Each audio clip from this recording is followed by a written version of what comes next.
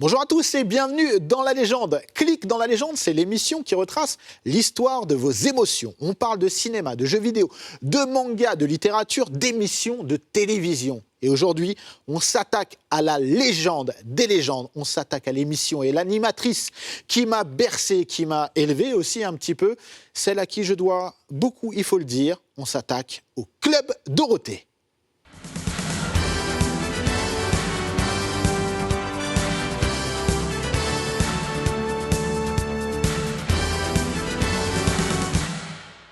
Et pour parler de cet ovni télévisuel qu'est le Club Dorothée, j'ai avec moi non pas des ovnis, mais bien des humains, passionnés avant toute chose. Mickaël, tu es journaliste à Libération. Bonjour. Mais aussi tu as lancé la chaîne Génération Club Do. Ouais, je m'en suis occupé pendant 3 ans, chaîne YouTube du Club Dorothée. Eh bien écoute, bienvenue chez nous. À côté de toi, on a Olivier Fallet. Olivier, bienvenue. Tu es auteur, entre autres, et tu as écrit de nombreux bouquins dédiés au Club Dorothée. Tu es un ancien aussi. Et je vais placer une chose pour les anciens, parce que c'est une émission de boomer. Radio Loustic, t'étais aussi dedans. Super Loustic, t'étais dedans. Macadam 93, tout ça, t'inquiète, on est là. Bienvenue. Voilà, je place des dédicaces, c'est n'importe quoi.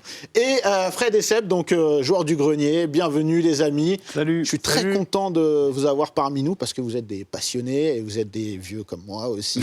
Les dinosaures de YouTube. Voilà, et très très heureux pour votre première chez nous. Bienvenue et quoi de mieux comme thème aujourd'hui que le Club Dorothée pour vous avoir avec nous. Donc vous êtes là en tant que passionné. Et enfant de l'époque. Et enfant de l'époque, parce qu'il n'en reste plus beaucoup, c'est vrai, Tchernobyl, tout ça. Témoin de l'histoire. On va boire un pot à eux. Donc bienvenue. Et malgré ce qu'on pourrait croire, cette émission ne s'adresse pas uniquement aux gens de notre génération qui ont connu le Club Dorothée. On va justement essayer d'expliquer et de comprendre pourquoi le Club Dorothée a été aussi marquant pour nous, comment il s'est construit, avec qui. Mais avant toute chose, on va revenir sur l'avant Club Dorothée. Le Club Dorothée arrive en 87, mais avant toute chose, Dorothée, c'est pas une inconnue. Mickaël, tu peux nous parler de Dorothée avant Club Dorothée ? Dorothée, elle commence sa carrière en 1973 sur l'ORTF en noir et blanc. Oula. Déjà des émissions jeunesse avec une marionnette qui s'appelle Blablatus. Après ça, elle devient speakerine sur Antenne 2, donc c'est France 2 aujourd'hui. Et en 78, elle démarre un programme qui s'appelle Récréa 2, qui est une émission qui doit durer juste un été. Mais dans cette émission, il y a Goldorak, il y a Candy. Et Dorothée accède tout de suite à une très très forte notoriété qui va l'amener à faire du cinéma avec François Truffaut, à faire de la chanson quand elle va rencontrer les producteurs de AB Productions. On va en parler juste après. Exactement. Oui. Et c'est tout de suite une immense star auprès des enfants et elle envoie valser les Chantal Goya et toutes les autres. Alors il faut dire qu'à l'époque, oui, il y avait aussi un autre monument, un autre dinosaure. Il y avait Chantal Goya qui faisait mais dinosaure dans le sens où c'est quelqu'un qui était bien en place, qui régnait sur le territoire de la jeunesse avec des chansons, etc. Et c'est Jacqueline Joubert qui va découvrir Dorothée, Olivier. Oui, c'est ça. Elle la découvre. Alors, je crois qu'elle est encore étudiante. Elle joue une pièce de théâtre. Jacqueline Joubert, c'est une grande dame de la télévision oui. Et accessoirement, entre guillemets, la maman d'Antoine de Gaulle. Voilà, et qui a été speakerine et qui va avoir en charge alors, ça s'appelle pas encore l'unité jeunesse de l'époque, mais en tout cas la production de l'émission Récréa 2. Alors, elle découvre Dorothée, c'est elle qui va l'amener d'ailleurs au début, à ses débuts sur l'ORTF. Et quand Récréa 2 est lancé, elle repense à elle et c'est elle qui décide de l'embaucher. Et voilà, c'est un peu sa marraine et c'est elle qui va lancer d'ailleurs tous les animateurs qui vont rejoindre Dorothée dans cette bande qui présente Récréa 2 sur la deuxième chaîne. Parce qu'il est important de dire que justement, dans Récréa 2, on a déjà les animateurs du Club Dorothée, en partie. Non, mais même tous. Patrick Simpson-Jones, il va en faire partie, pas longtemps, mais en tout cas, il fera partie de cette aventure. Corbier, qui arrive, je crois, vers 82. Ariane aussi, qui est là aussi très tôt. L'idée, elle est très différente. On est encore sur une télévision qui est produite par la chaîne publique, en fait, donc qui a une vocation un petit peu éduquée, mais d'amuser en même temps, mais avec un rythme différent, une façon différente aussi de produire. Très peu de moyens aussi. D'ailleurs, c'est ce qui va, entre autres, séduire Dorothée d'aller plus tard sur TF1. Voilà, c'est de faire quelque chose de différent. Elle en gardera toujours un très très bon souvenir de cette expérience de Récréa 2, mais c'est véritablement cette émission qui va lui apporter la notoriété parce qu'elle est la patronne, en fait, celle qui est la vedette de l'émission et qui entraîne derrière elle toute cette bande d'animateurs. Alors, vous les gars, Récréa 2, vous avez des souvenirs? On était très jeunes, je J'ai pense. de très vagues souvenirs, mais là encore, Ouais. c'est plus les dessins animés qui m'ont marqué. Enfin, c'est plus Goldorak, Candy. Moi, j'ai des très vagues souvenirs de chansons, des plateaux, que les effectivement, chansons, de Dorothée. Mais moi, Récréa 2, quand c'est, je suis né en 82, donc j'avais genre 8 ans. J'ai très peu de souvenirs de ce qui est en dessous de mes 10 ans, en fait. Donc, moi, c'est vraiment le Club d'eau qui m'a marqué. En Ouais. vrai. Mais bien comme sûr. beaucoup, j'ai l'impression que Récréa 2, il y a une scission entre les deux, en fait. Ah, c'est deux styles très différents. Récréa 2, c'est quand on va revoir les émissions à l'INA, c'est assez presque austère finalement. T'as Ça me raison, il y rappelle a un moins de peu moyens. Ouais. C'est un peu une émission téléchat, quoi. Il y avait Téléchat dans Récréa 2. Ah oui. bah voilà, Oui. tout s'explique. C'est pour ça que je regardais pas, alors. Et ça, on le rappelle, c'était des pastilles avec des marionnettes qui étaient assez terrifiantes. Terrifiantes, oui, Ouais. oui, Ça, Faut ça- pas le mais mot, ça- hein. ça dépend des gens. Il y a des gens qui ont adoré et ceux qui ont vraiment qui éteignaient la télé quand ça passait. De gros cauchemars. Hein, Mais c'est vrai que Récréa 2 est assez... oui, c'est vraiment le service public des années 80. Beaucoup d'émissions en costume, finalement un seul décor, et une émission qui est quand même beaucoup moins organisée que le Club Dorothée. Le Club Dorothée, c'est vraiment une puissance au-dessus. Et là, vous faisiez référence à un truc important. En fait, c'était Récréa 2, c'est le début de la chanson pour Dorothée, en fait. Avec un programme, en fait, spécifique sur la chanson dans Récréa 2. Dorothée, elle fait son premier album en 1980. Et elle enregistre, en plus de ses chansons à elle, ou La Menteuse, etc., elle enregistre des chansons traditionnelles françaises. Et ça va s'appeler Discopus. Ce sera une chronique de Récréa 2.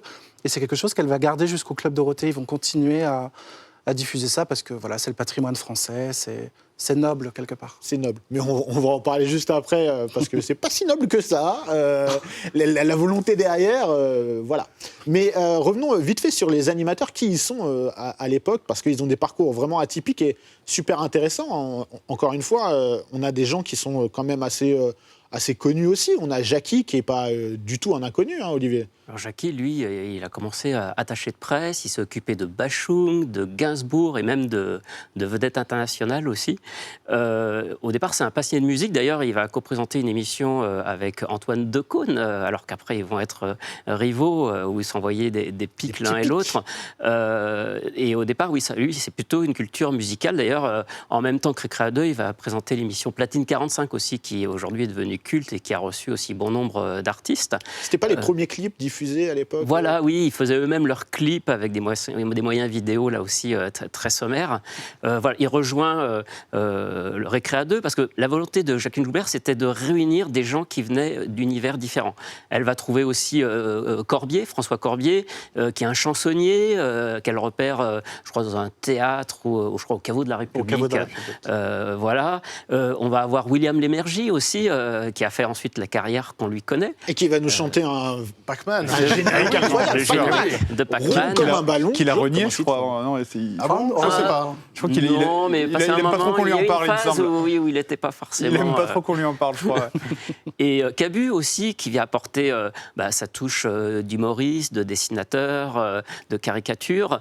Donc, voilà, l'idée de Jacqueline Joubert, c'était vraiment de réunir des gens d'univers différents pour apporter cette diversité culturelle et puis pour ponctuer les émissions. Elle ne voulait pas que ce soit juste un robinet à série, et il y avait cette volonté de laisser libre cours à la création et à l'inventivité de chacun pour amener sa fraîcheur et sa personnalité. Tout ça dirigé évidemment par Dorothée. Voilà, dirigé par Dorothée, et on va avoir déjà la présence de personnes qui vont être fort intéressantes et intéressées par la carrière de Dorothée. C'est AB Productions, en fait. On a déjà... tu peux nous en parler un petit peu? Bien Parce sûr. que c'est avant le Club Dorothée. Ah oui, c'est avant. AB Productions, c'est une société qui se lance en 77. Elle est fondée par Jean-Luc Azoulay et Claude Berda, donc si on prend leurs initiales A et B. Des génies, hein. On peut le dire, c'est des génies. Ah, je souscris à ça. Franchement.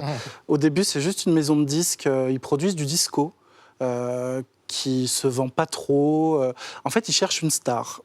Alors, ils tentent plusieurs choses. Ils font un disque avec Roger Hanin, ils font un disque avec Jean Marais, ils en font un autre avec le pape Jean-Paul II. Ils font un deal au Vatican et ils sortent la messe de Noël. C'est pas mal, hein, franchement. Ouais, C'est j'avoue. de la techno. Et Jean-Luc Du métal. Azoulay, Jean-Luc Azoulay à la télé voit Dorothée et se dit ça peut être elle. Ils enregistrent un premier disque. Elle veut pas au départ. Elle veut pas chanter. Elle veut pas chanter. Elle est d'accord pour être récitante d'un conte. Et puis on ajoute une petite chanson, puis 2, puis 3, et finalement c'est vraiment un album chanté, plus chanté que raconté. Ce premier album marche, on va dire correctement. Et ensuite, elle embraye avec beaucoup de succès, Rox et Rookie ou La Menteuse, pour faire une chanson, Les Schtroumpfs. Dès 82, elle est vraiment une star de la chanson. Et tous ses disques jusqu'à la fin du Club d'Eau seront des disques AB. Et ce qui est important, c'est qu'en fait, la carrière de Dorothée en tant que chanteuse, on va y revenir un petit peu plus tard, c'est un succès incroyable. C'est des hits. Et c'est une masse colossale de chansons. Elle sort un album par an, un album de 14 chansons. Il y a 3 45 tours ou singles qui sortent chaque année. Il y a les concerts, il y a Bercy. Elle a toujours le record de Bercy aujourd'hui. 27 zéniths en 3 semaines. 27 zéniths. En 88. Et les gars, 27 zéniths en 3 semaines, faut le faire. Hein. Ouais. Et Elle a toujours le record, non? Elle Elle a toujours le record. ouais. Elle cumule une 60aine de concerts à Bercy et c'est elle qui tient ce record aujourd'hui. Oui. Donc on voit donc une Dorothée qui règne sur la case jeunesse avec Récréa 2, qui règne aussi. Et le gros coup d'AB aussi, c'est du coup de faire chanter des génériques déjà par Dorothée ou des chansons tirées de films, etc. Oui, il y a un vrai filon du générique chez AB. En plus des chansons originales qu'ils peuvent faire pour Dorothée, ils refont les génériques français de Candy, de Dragon Ball. Ça sera pour le Club Dorothée. Avant, il y avait le sourire du dragon, Ouais, c'est ça, les les Go-Go. Ewoks. Les Ewoks. Les Ewoks. Très important. Tu peux nous parler des Ewoks parce que c'est quelque chose qui t'a marqué apparemment. Oui, hein. ouais, c'est 2 films spin-off, on va dire, de la saga de la Guerre des Étoiles, qui je sais pas s'ils sont canons ou quoi, parce que ça raconte une toute autre histoire. Faudra demander aux Ewoks eux-mêmes, je crois. Ouais, voilà. Et du coup, ça évolue. L'histoire évolue sur la planète, sur Endor, en fait, où on suit les aventures des Ewoks. Et c'est Dorothée d'ailleurs qui a fait le single. Et elle était, je crois, Je dans sais le pas clip, les elle deux était avec films, les Ewoks, non? Je Elle est crois. dans le film que oui, ouais. il me Et elle est semble. narratrice du film L'aventure des Ewoks. Ouais. Magnifique. Ouais. Et donc là, on arrive en 87, messieurs. Et en 87, c'est l'hégémonie, c'est la décennie Club Dorothée. Alors là, on va passer dans le vif du sujet, hein, parce qu'on a été sympa, on a contextualisé pour les gens qui ne connaissaient pas forcément l'histoire avant le Club Dorothée. Et là, en 87, arrive le Club Dorothée. Olivier, tu peux nous dire comment ça arrive parce que, on l'a dit, avant, il y avait Récréa 2 sur la 2. Là, elle arrive sur TF1, il y a la privatisation de la chaîne, ça change tout. C'est ça en fait qui change tout, c'est qu'on est à une époque où la télévision se transforme. On va passer en quelques temps de 3 chaînes à 6 chaînes. Il y a déjà Canal+ qui est né. Et effectivement, il y a la privatisation de TF1 en 1987. C'est Bouygues qui le remporte à la surprise générale. Tout le monde pensait que ça serait plutôt des actionnaires familiers avec l'audiovisuel. Et Bouygues, il n'a aucune expérience. Donc, il décroche ce contrat et il a 6 mois pour lancer sa chaîne. Donc, il va pour les programmes jeunesse, il veut se reposer sur AB qui lui propose clé en main de faire le Club Dorothée. C'est-à-dire, il n'aura pas à s'occuper, il reçoit l'émission toute faite. En plus, ils amènent avec eux Dorothée, qui est donc la star de la chaîne concurrente, qui vient avec son équipe, son expérience. Il récupère aussi quelques dessins animés comme Goldorak et Candy. Et voilà, et Bouygues accepte, et c'est un défi énorme pour AB, parce qu'il faut savoir qu'à ce moment-là, AB, on l'a dit, il produisait l'émission Discopus, qui passait dans Récréa 2. Mais c'était tout petit. Mais c'est tout. Ils n'ont aucune expérience pour produire. Ils passent au début commande d'une dizaine d'heures d'émissions par semaine. Ça va vite être doublé et arriver jusqu'à plus de 20 heures. Et ils ont tout à faire en quelques mois. Et on voit le passage de France 2, enfin de Antenne 2, pardon, à TF1. Mais il y a un truc aussi quand même qui est assez drôle, c'est qu'on va nous vendre aussi la privatisation de TF1 aussi pour sauver la création française en fait. C'est qu'on va vouloir sauver la création française et on dit un petit peu attention aux Japonais et aux Américains.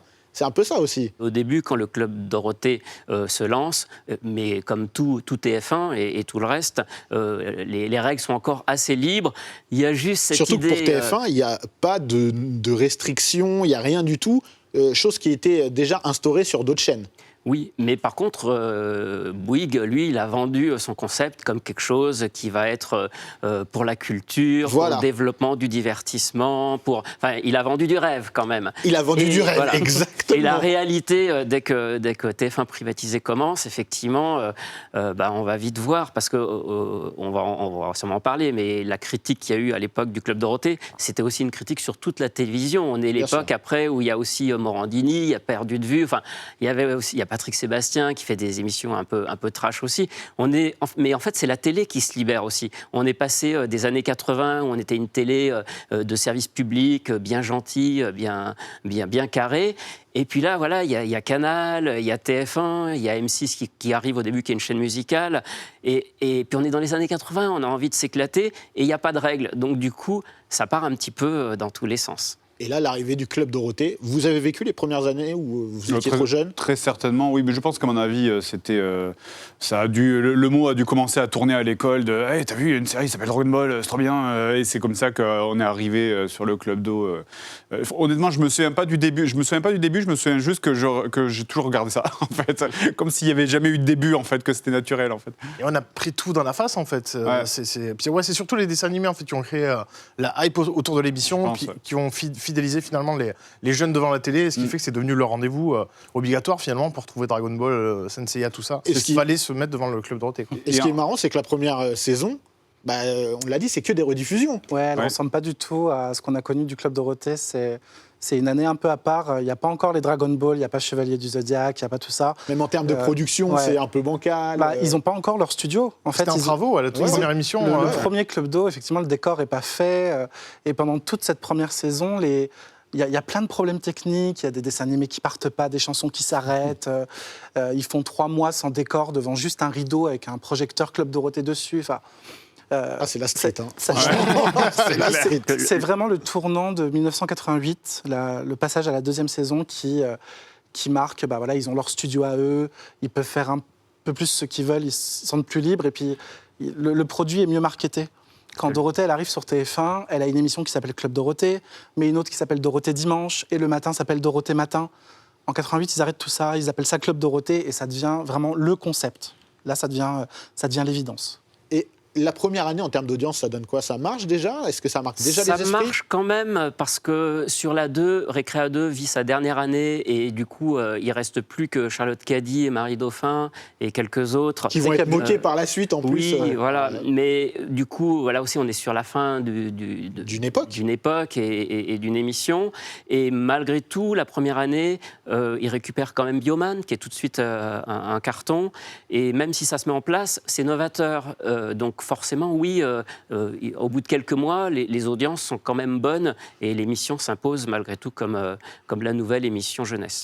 Au départ, le groupe AB Productions avait une année de contrat avec TF1 où ils ont d'ores et déjà signé sur plusieurs années. Parce qu'on voit la différence. 5 ans. Sur 5 ans dès le départ. Ouais. Ok. Et donc là, en 88, ça va être le vrai Club Dorothée, comme on va le garder dans nos souvenirs, comment on va le connaître. C'est là où vraiment ça va se mettre en place. En tout cas, ils trouvent leur rythme et leur énergie.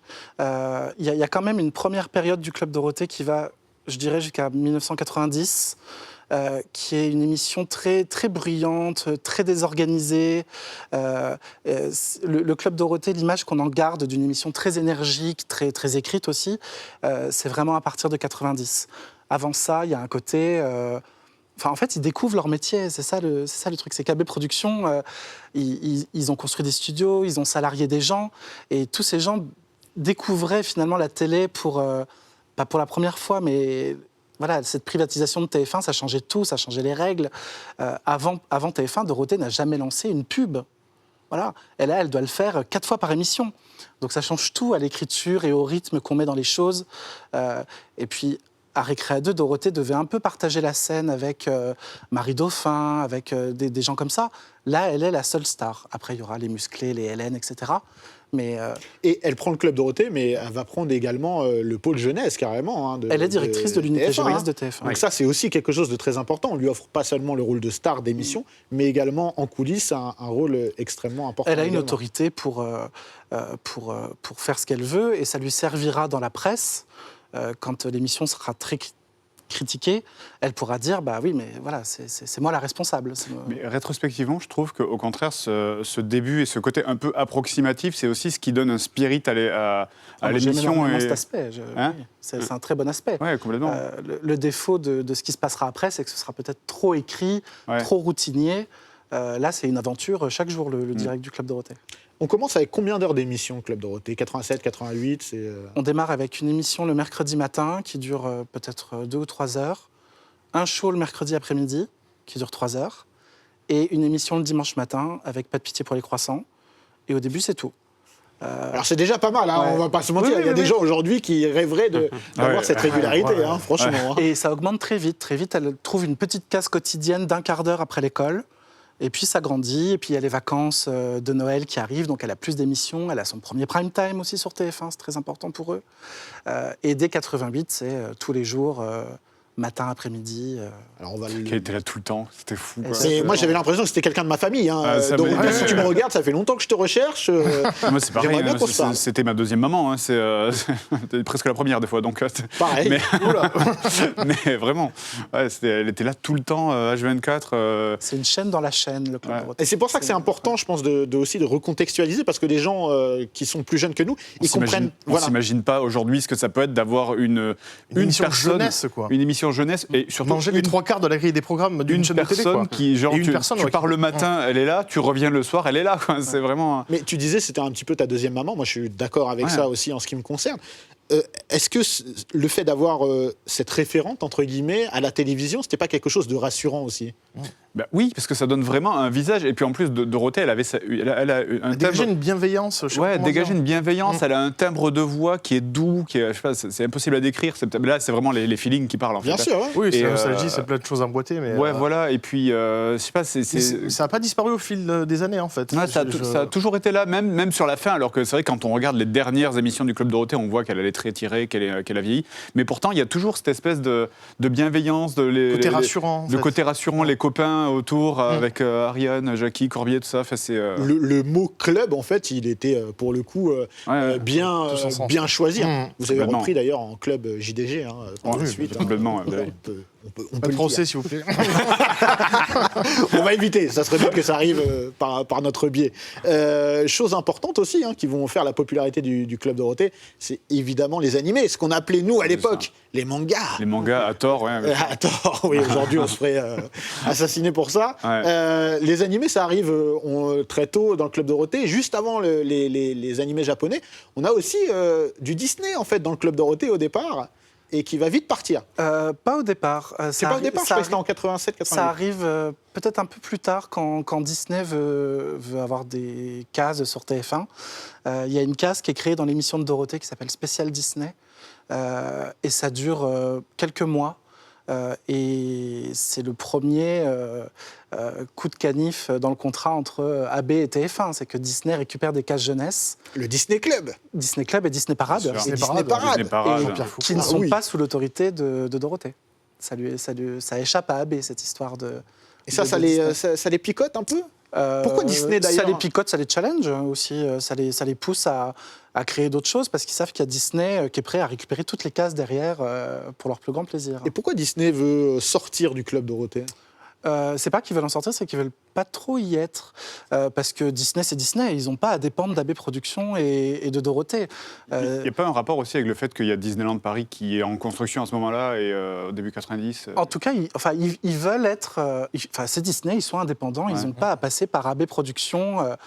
C'est Buena Vista. Ils n'ont pas à solliciter Jean-Luc Azoulay et Claude Berda pour fabriquer des émissions.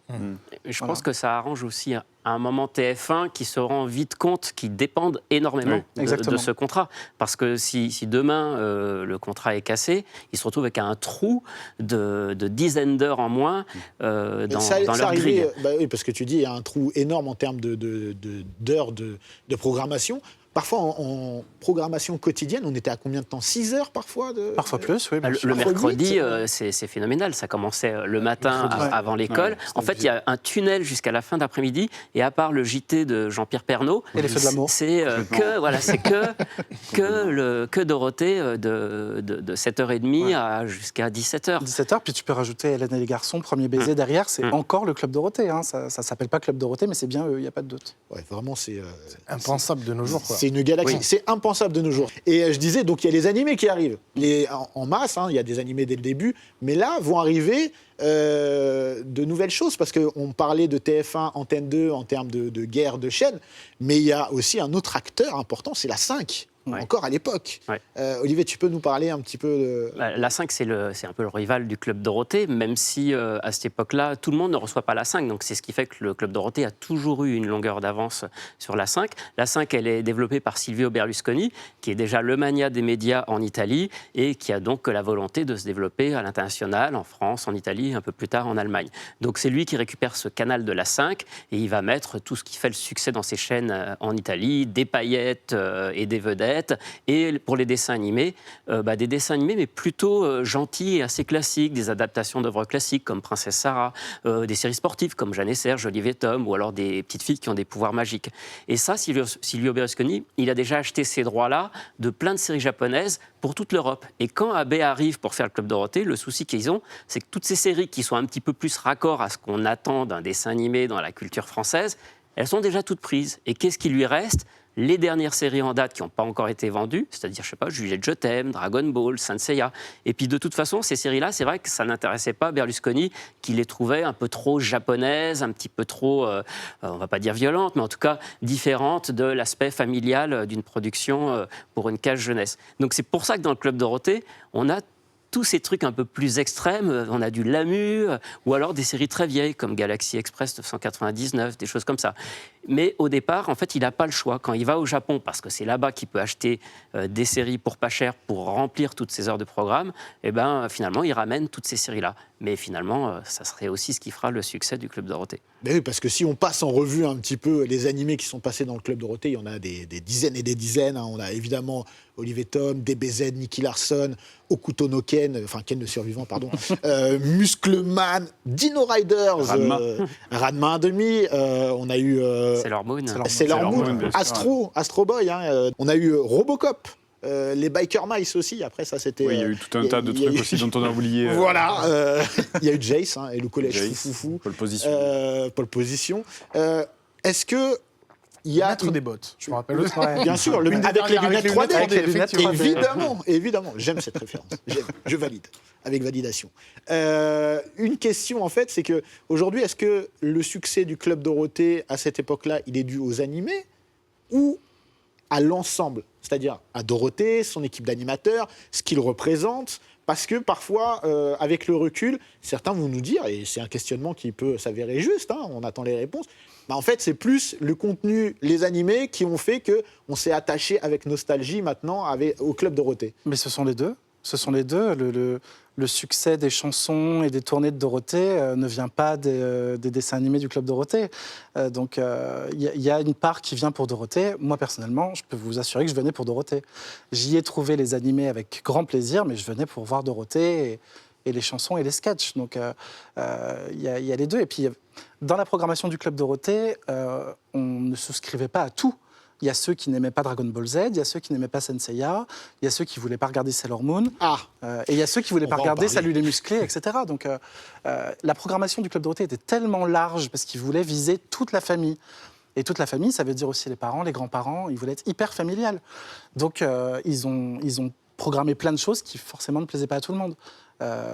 Le succès, il vient autant des séries que de Dorothée, que de l'humeur qu'apporte l'équipe d'animateurs, bien sûr. Parce que oui, tu dis une chose importante, il faut le préciser aussi, c'est que dans le Club Dorothée, on a des tas de séquences, de rubriques qui sont des sketchs, en fait, produits de manière limite artisanale, parfois un peu rigolote. On n'a pas de pitié pour les croissants. On a plein de rubriques qui s'imbriquent dans le Club Dorothée. Vous, c'était des choses qui vous marquaient ou Vous en avez un... Alors après, moi j'avoue que pas de pitié pour les croissants, je trouvais ça, c'était trop what the fuck pour moi déjà à Il l'époque. y avait du téléchat un peu dedans, il y avait un côté Il y avait sans les marionnettes, mais il y avait un petit côté vraiment très très bizarre, effectivement, quand on tombait. En fait, je vais le dire, c'est vrai c'était que. très adulte, enfin, contenu, enfin. C'est vrai on n'avait pas les privé rêves. joke, très privé Il y avait de joke. l'humour C'est ça, très privé joke. ouais. C'est vrai que quand on arrivait Des sur cette références de films, tout ça qu'on n'avait pas, portion- peut-être. ouais, voilà, exactement. Et quand on tombait sur cette portion-là du programme, moi je me disais, ah, c'est l'heure de jouer à la console.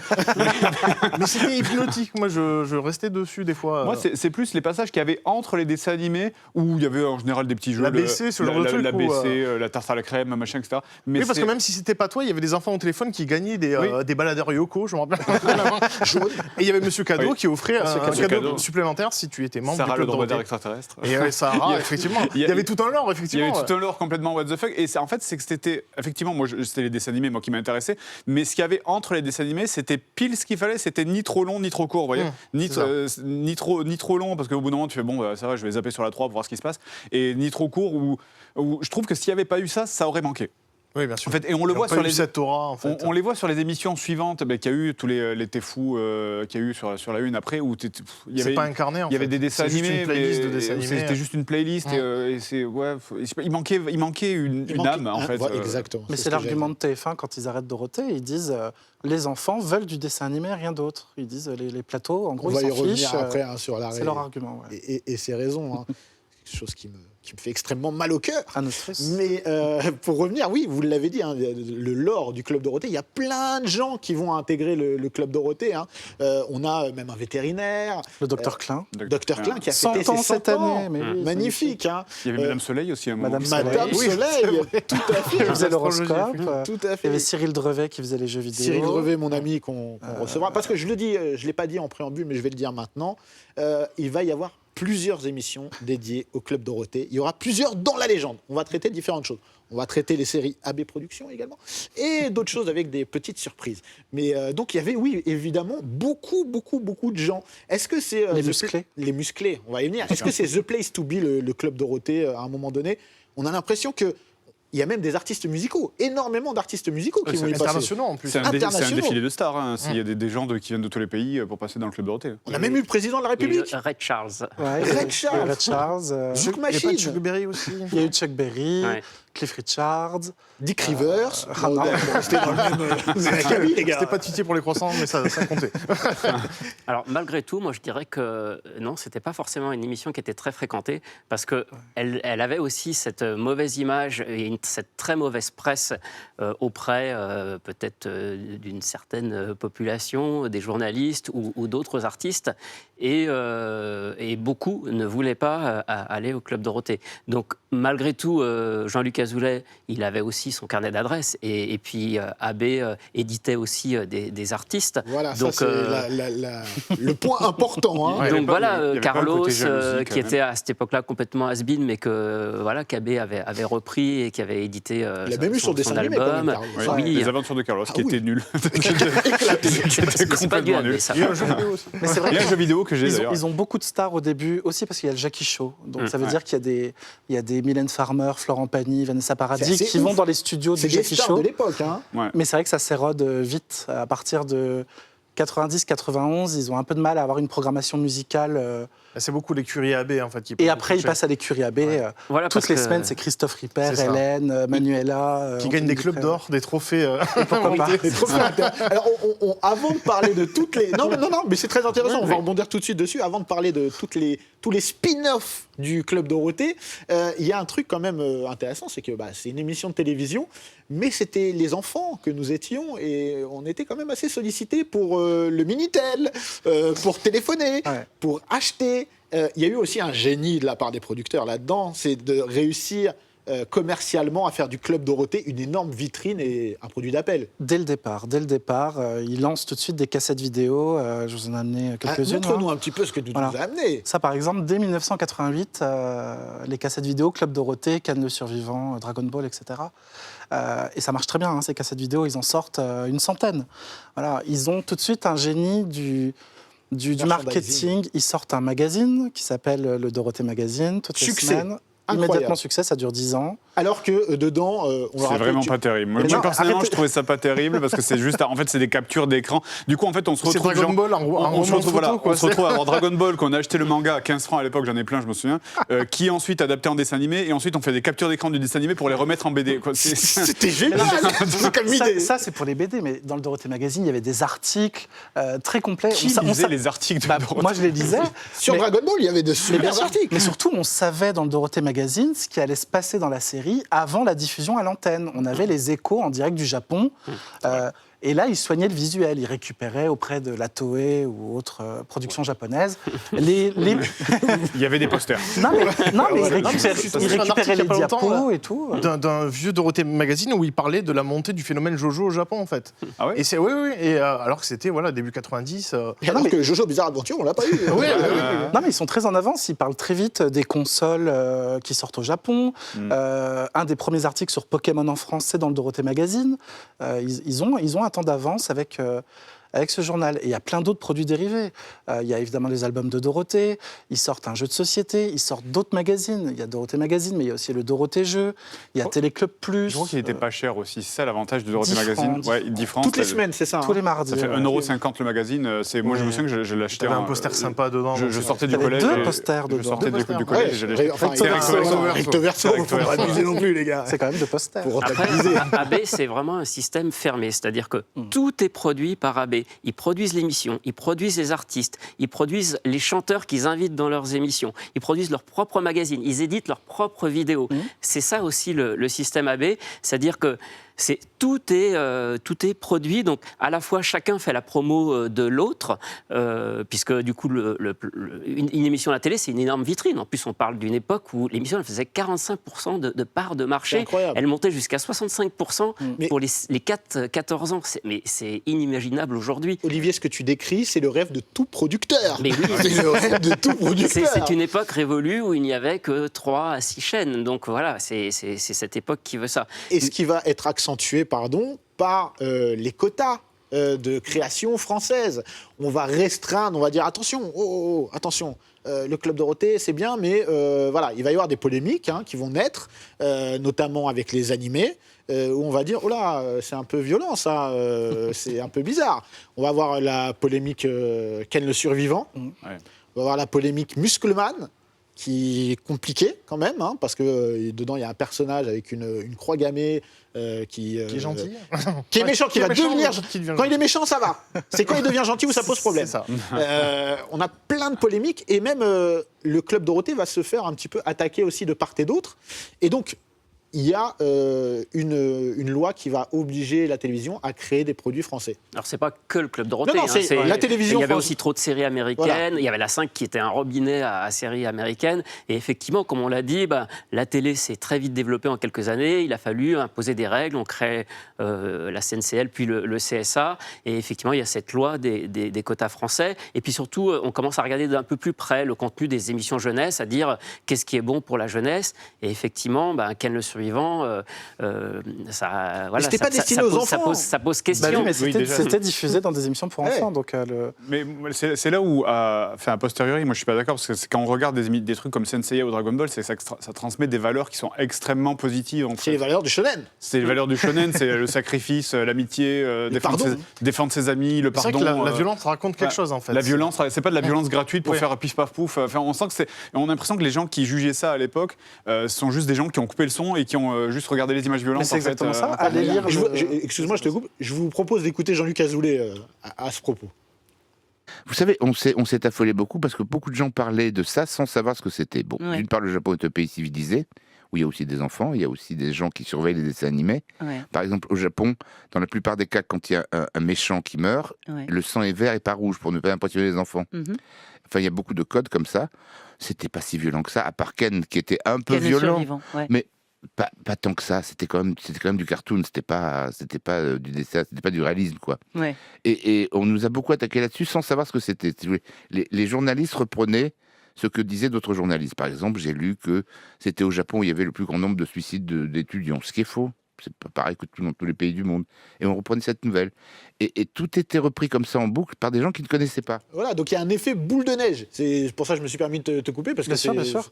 Les gens voulaient surtout se payer Dorothée et se payer TF1 d'une manière générale. Encore une fois, voilà, à partir des années 90, TF1, ça devient la chaîne de toutes les dérives, etc. Donc les dessins animés japonais, c'était juste pour donner un peu du grain dans tout ça. C'était très facile de s'attaquer à ces dessins animés. Alors, le Club Dorothée va diffuser énormément d'animés. Il va diffuser aussi énormément de séries, Alerta Malibu, etc. On ne l'a pas évoqué, mais on le sait. Et pourquoi il y a eu des animés japonais aussi, c'est parce que c'était pas cher. Oui, bien sûr. Oui. Et là, comme je le disais, donc, va apparaître tout un tas de séries AB Productions, parce qu'il va falloir produire français, de la fiction française. Il faut produire français, mais faire des dessins animés français, c'est très coûteux et c'est très lent. Mais ils le font. On a le résultat qu'au bout d'1 an, 2 ans, surtout ou 3 la 5 ans. qui va investir dans des studios d'animation. AB aussi va lancer ses propres dessins animés français avec peu de succès, on peut se le dire, mais c'est quoi? Sophie et Virginie, les jumeaux du bout du monde. Non, pas les jumeaux du bout du monde. L'école des champions, c'est particulier, mais Christophe Colomb, Les Misérables, ils ont adapté Les Misérables. Mais c'est vrai que cette loi des quotas, ça fait la fortune d'AB. Eux arrivent à... Parce qu'ils vont mettre en avant leur groupe, parce que le Club Dorothée avait un orchestre, évidemment les musclés. Je salue mon ami Bernard Minet. Et là, ça va devenir une série carrément. Donc on a Salut les musclés qui va arriver.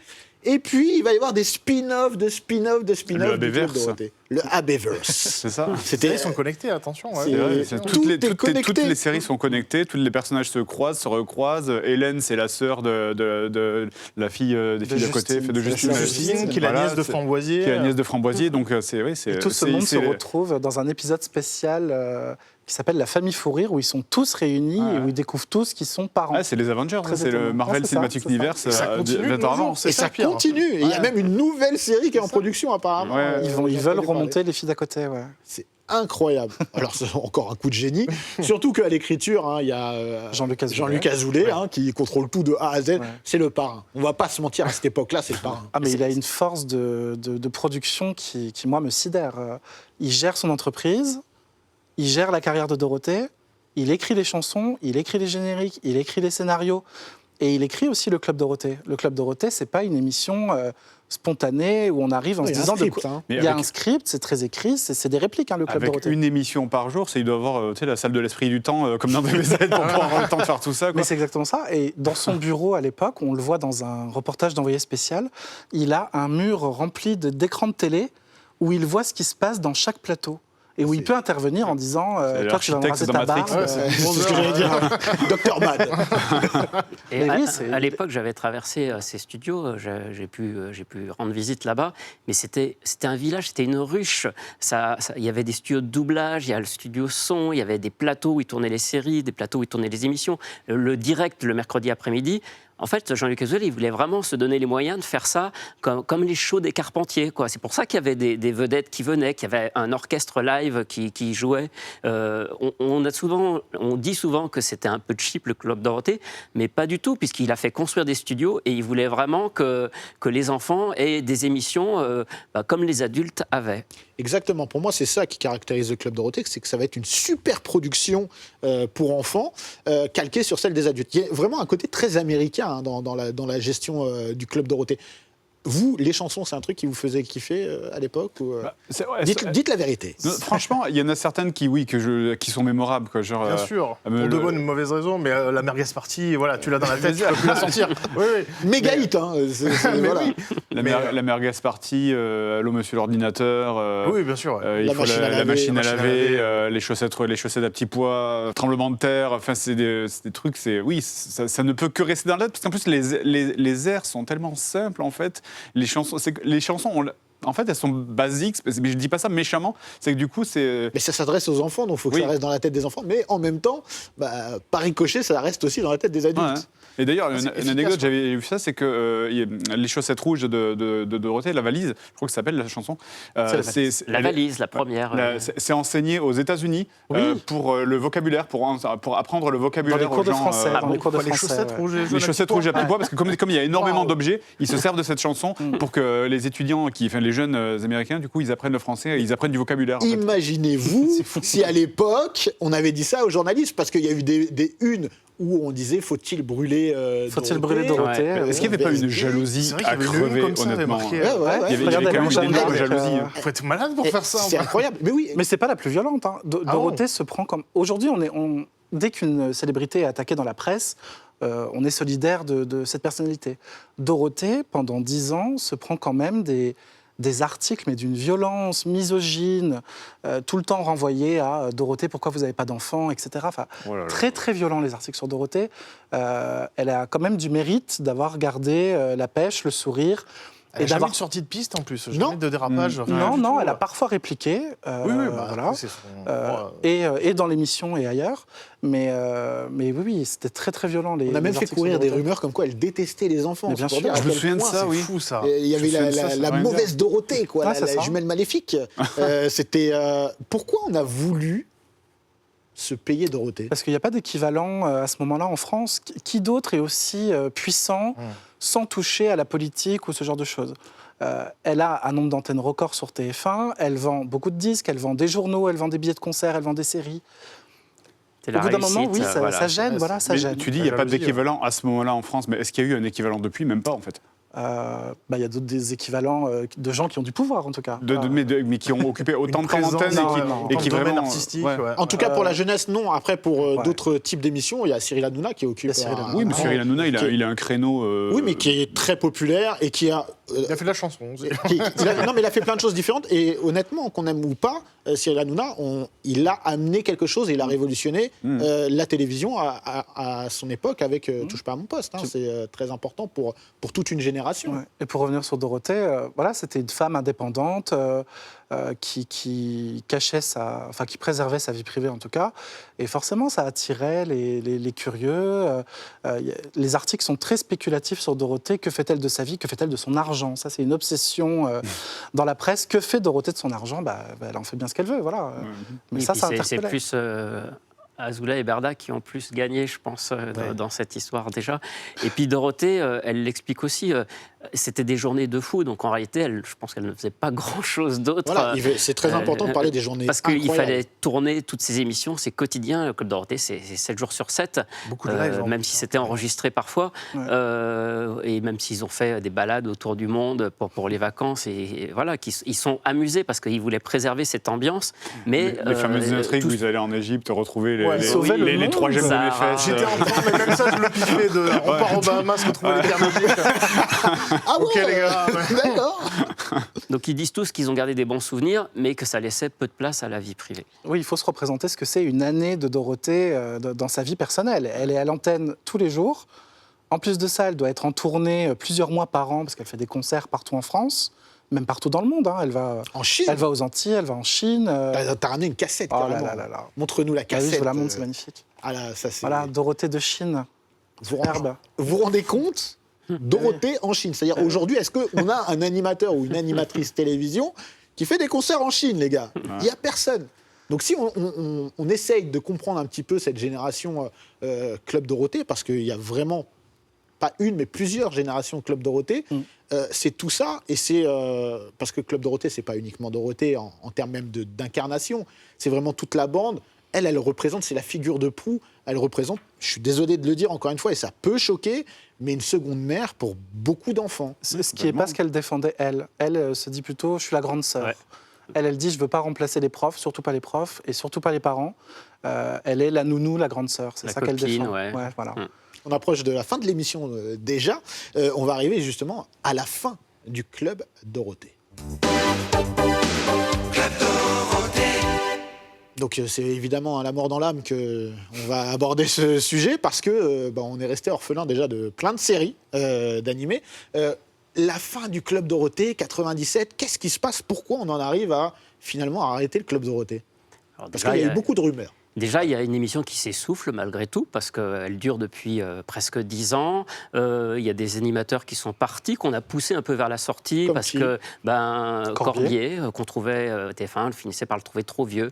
Donc il trouvait qu'il n'était plus adapté à présenter une émission jeunesse. Patrick Simpson-Jones, lui, était parti un peu tout seul. Je pense qu'il était lassé aussi. Donc Azoulay, il a toujours défendu de garder la même équipe un peu jusqu'au bout, mais probablement parce que sur la fin, il savait que ça ne serait pas renouvelé et que ça s'arrêterait. Donc, il a préféré que ça finisse tel que c'était. C'est pour ça, d'ailleurs, qu'à la fin, Corbier revient et que l'équipe, elle est reformée. Il y a eu beaucoup de rumeurs. On a dit que c'était le CSA qui avait interdit le Club Dorothée, que c'était Ségolène Royal avec son livre. Alors, elle a sorti un livre pour critiquer la télé et notamment l'animation japonaise dans les programmes jeunesse, mais c'était plus pour faire parler d'elle. Enfin, c'est pas quelque chose qui a eu tant d'écho que ça. La vraie raison, elle est plus pragmatique, c'est que AB était devenu un concurrent de TF1 le jour où ils ont décidé de lancer leur propre bouquet satellite ABSat, en l'annonçant juste avant l'annonce du bouquet TPS auquel était impliqué TF1. Et ça, vraiment, ça a été une déclaration de guerre qui a enterré déjà un contrat qui était de toute façon déjà pas très enclin à être renouvelé. Alors, 97, les gars, vous étiez encore dans le Club Dorothée ? Oui, mais je le disais pas. C'était fin du collège. Je regardais encore le Club Dorothée, mais il fallait pas l'assumer. Fallait pas l'assumer. Mais... Donc il y a eu un moment où c'était cool, et après c'était un peu moins cool quand on était un peu plus vieux de dire on regarde le Club Dorothée. C'est bon, on commence à avoir 16 ans, on est au collège, ça commence à plus parler de scooters et de meufs, hein, donc c'est quand. Mais de temps en temps, t'allumes la télé, juste par curiosité, tu dis qu'est-ce qui se passe.